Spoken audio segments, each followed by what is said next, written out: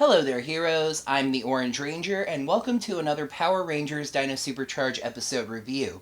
After one of my videos where I may have apologized a little too much, one of my commenters sarcastically said that I should change the name of this video series to the I'm Sorry reviews, trading in my trademark orange shirt for a white one that says I'm sorry on it. Well, maybe I should order one. Listen, obviously it's been really hectic around here. There's still a lot of things going on, and I realize that this review is quite a bit late. I also know that most of you are going to say, it's fine, we understand, take your time, etc. However, I want these videos to have a professional feel to them, and it is professional to apologize when you don't meet your standard schedule. But I've apologized, so let's quickly move past it and get into this episode. The 11th episode of Dino SuperCharge, Love at First Fight. We start the episode on the Sledge 1 with Poisandra. Good to see you again. She heard that she's finally getting an action figure, so she wants to look her best, getting the mani-pedi treatment from the Vivix. Curio comes running in, chased by a lovesick Vivix, which is apparently a girl. Well, I mean, you can tell because of the... you could tell because if you look, because of deciding that this Vivix needs some self-confidence if it's running around chasing a clearly uninterested Curio, Poisandra switches roles, becoming the makeoverist, using some of her magical makeup to turn it into, well, a monster. Her name... So, wait, was this her name as a Vivix, or did she gain a name when she became a monster? Anyway, her name is Beautycruel, and she has this kind of Mae West, why don't you come over and see me sometime voice, but like even more annoying. It was a little bit overdone. Heckle, for his part, is not at all impressed with Beautycruel's new look, but does think that this magic makeup holds some potential for getting Energems from the Rangers. Meanwhile, as Shelby and Kendall are broadcasting a message trying to locate the Silver Ranger, Chase is working on a gift for Kaylee. Yes, Kaylee from A Date with Danger. It seems that behind the scenes, things have still been going pretty well with that. In what's a funny tribute to their history, Chase is making Kaylee a trophy. A rocket with the plaque inscription, "Kaylee, I'd fly to the moon for you." Aww. So, on a picnic date, Chase not only gives Kaylee the trophy, but reveals a full picnic feast of space food. However, his ranger duties butt in, and he gives Kaylee the most pathetic excuse ever. Something about a friend's sick fish. Bubbles. The Rangers show up at an interesting-looking parking garage. Well, when I say the Rangers show up, I mean 5 of the male Rangers showed up. I kind of get why Kendall would want to stay in the lab and keep broadcasting to the Silver Ranger, but did she really need Shelby to stay in the lab and help? That's actually an honest question because the episode doesn't do anything to establish why Shelby didn't show up. Anyway, the 5 guys morph, but they run into some unusually tough Vivix. Beautycruel puts weak in the knees makeup on Riley, Ivan, and Coda, stealing some of their power and giving it to her. She gives it to 3 Vivix in the form of colored scarves, and they kick more butt. Beautycruel and the Generals leave to start the next phase of their plan, so the Rangers split up. Chase and Tyler go after the Generals, while the other 3 fight with the Vivix to take their powers back. Interestingly enough, the Generals actually use the same strategy. Wrench stops to hold back Chase and Tyler, while Poisandra and Beautycruel go on to Phase 2. They find a beautiful girl, and Poisandra uses her body switcher makeup to switch their bodies. After Tyler and Chase run off Wrench, Poisandra pretends to chase Beautycruel, now in Brittany's body, with hers locked in a dumpster with Brittany's spirit inside, in front of Tyler and Chase. Chase pursues Poisandra while Tyler stops to check on the girl, giving Beautycruel a chance to paint lovey-dovey on his back, making him fall for her. He takes her to the cafe where she acts like a complete pig, making the other Rangers wonder what the heck is going on. Shelby, in a little bit of a jealous haze, drops a smoothie on her, causing the 2 to leave in a huff, and giving the other Rangers a chance to see the pink streak on Tyler's back. Kendall detects alien biosigns in the city and sends the Rangers. So, of course, Kaylee picks just that moment to come in and check on Chase. He had texted her that the fish was all better. Of course, now it's relapsed. It's got a bad fin, it's swimming around in circles, it's just not a good thing. So the Rangers get to the dumpster and release Brittany. For some reason, the monsters let her keep her purse, and her ID proves that she's the real thing. It also proves that Amber Beach's zip code is apparently 92500. 5. F. That's not only one number too many, that's one letter too many. This is not a criticism. I know that they can't use an actual address. It's just something that I found kind of funny. However, there are 2 121 Summer Streets in the state of California. One is in Salinas, which is 60 miles south of San Jose. The other is in Dillon Beach, which is 60 miles north of San Francisco. Also, I'm not exactly sure what Brittany does for a living, but it might pay pretty well. It looks like she's got 2 MasterCards, though I admit one might be her bank card and one might be her credit card. They get her back to the cafe by using one of the ghost costumes from Ghostest with the Mostest. Prince Philip takes a look, his monster identification skills established earlier in absolutely nothing, and surmises both unhelpfully and pretty obviously that they're going to need to get the 2 switched back into their own bodies before destroying the monster. The Rangers decide that since Beauty Cruel is looking for love, they should have one of them sweet-talk the monster into switching back into her body. But who could they get to do such a thing? Why, only their lady killer Chase, of course. He tries to protest because of his now successful relationship with Kaylee, but Prince Philip points out that the sooner he gets this done, the sooner he can get back to her. So he gets to work charming Beauty Cruel to incredible levels. Tyler, of course, protests, but Chase shoves him through some bushes and into the arms of the other Rangers who hold him there. And that's a good thing because he had just agreed to give her his Energem. Oh, hey there, Snide. How's your sword? Still sharp? Looking good?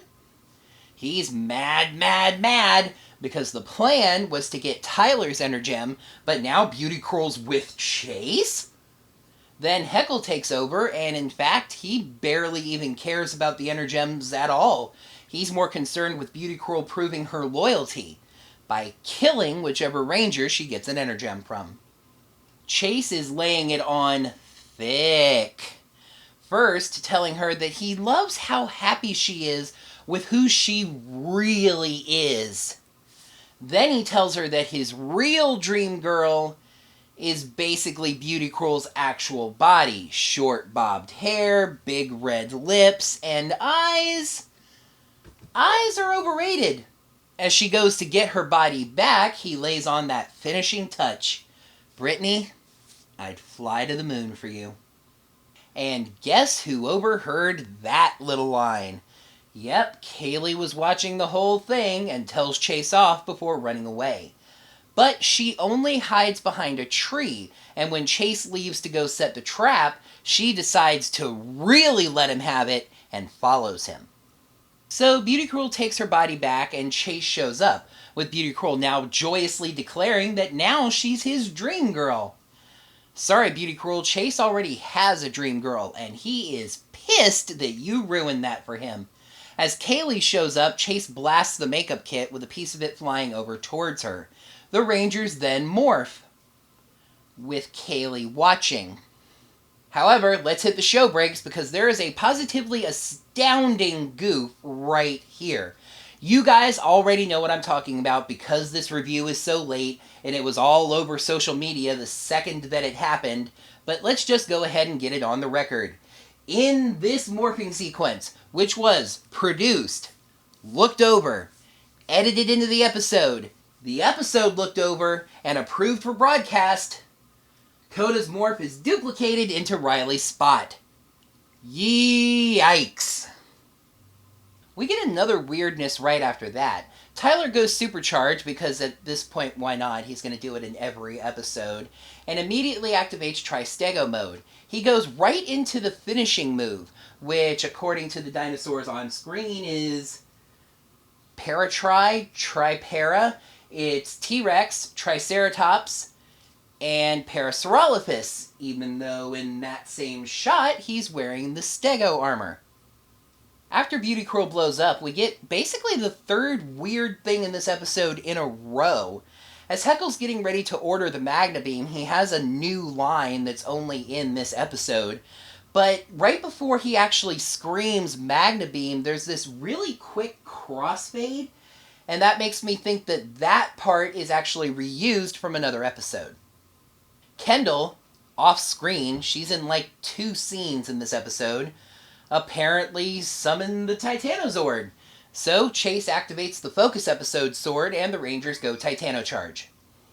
2 giant spike balls appear from behind a nearby moon, apparently, so the Rangers decide to get some help by summoning the Terra-charge Megazord.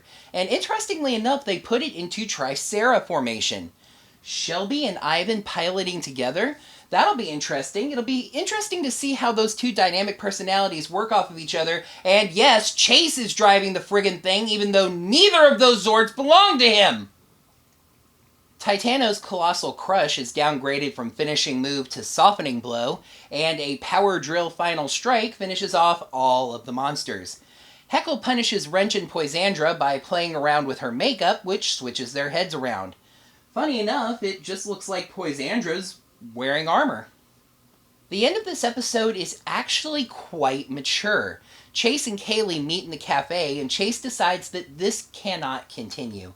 He doesn't deserve to be with Kaylee if he not only has to keep secrets from her, but the reason why is also a secret.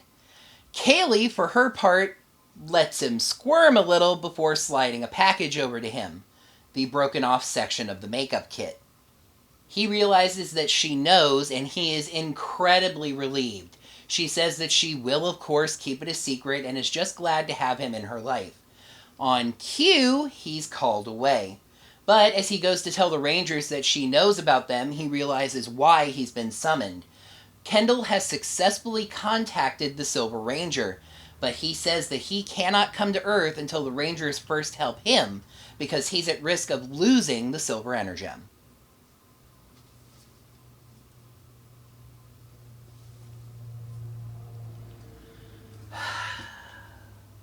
Alright. Let's dig up some super fossils!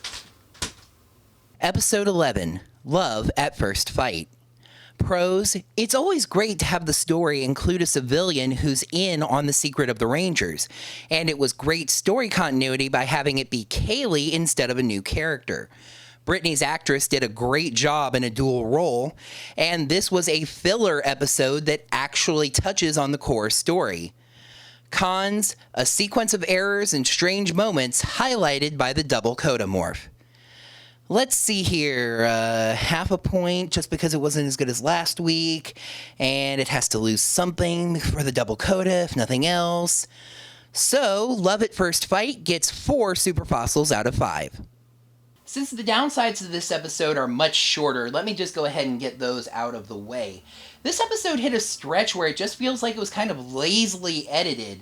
Like I said, double coda, Stego or Para, and then Magna Beam back to back to back. Any one of those might not have warranted a mention, let alone a deduction. But 3 in a row, and especially a mistake on the Morph, one of the most reused sequences on the show? Sorry, SuperCharge. Alright, now on to the good news. We get so few stories in this show where civilians actually get to learn who the Rangers are, so it's always really refreshing when that happens. Now, might what some of you call the Linkara rule come into effect and she become a Ranger at some point? Time will tell on that, but for now, Chase gets to be happy, and Kaylee gets Chase and the Black Ranger. And using Kaylee for this was a great touch. If you think about it, they could have introduced a brand new character, some longtime friend of one of the Rangers or something. Had them learn who the Rangers are, promise to keep it a secret, and then disappear forever. Using Kaylee for this, having her find out who the Rangers are, gives the story continuity and order, which is very nice. Sophia Huibens, I hope I'm pronouncing that right, turns in a very worthy performance as Brittany. She had to play 2 different roles if you think about it, both the human girl Brittany and possessed by Beauty Cruel. There's a very strong distinction between the two, a clear difference in personality and body language. Great job! And after just talking about how SuperCharge only seems to turn in good episodes on new weapons or Zords, it was really refreshing to get a filler episode that was really quite good. In fact, between the Kaylee part and the Silver Ranger bit at the end, it's kind of hard to call this a filler episode. And it's funny, you know, I think I liked Gone Fishin' more than this episode, but I think I enjoyed this one more. More bang for the buck, if you will. That's going to wrap up another Power Rangers Dino SuperCharge episode review. Thank you guys so much for watching. And once again, I appreciate your patience as I kind of sort things out here. It would be a little disingenuous of me to say next week, because the next episode has actually already aired, and I'm hoping at least it's not another week before I get the review done. So let's take a look at what I'll be reviewing next time in episode 12, Catching Some Rays.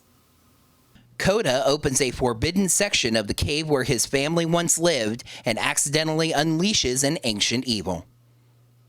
Blue Ranger Focus episode, Blue Ranger Focus Ep, Blue Ranger Focus Ep. Thank you so much for watching. Make sure to like the video by clicking the like button right down below. Comment with your thoughts down below as well, and make sure you subscribe to the channel to see my reviews of all new Power Rangers episodes. And until next time, may the power protect you.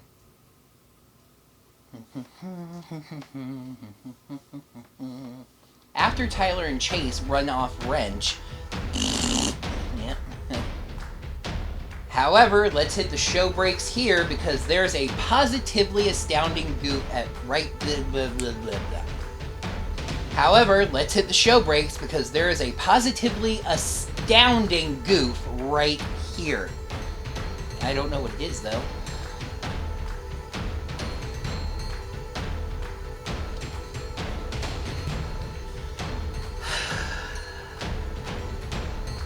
Let's dig up some super. Ah!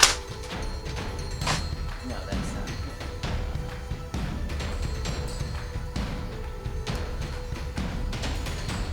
not.